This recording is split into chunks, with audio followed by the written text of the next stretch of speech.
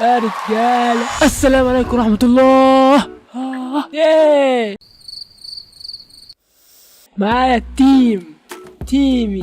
تيم الرابر، تيم انا عايز اقول لكم حاجة مهمة جدا جدا جدا يا جماعة. دي اول يوم ليا في القناة مباشر، انا بتكلم مباشر، دي اول يوم فيا، يعني انا عايز اتكلم صريحة، دي اول يوم ليا في القناة دغري، وانا عايز ابدا معاكم بنية صافية على الاخر، وانا حسونة مان حسمان معلش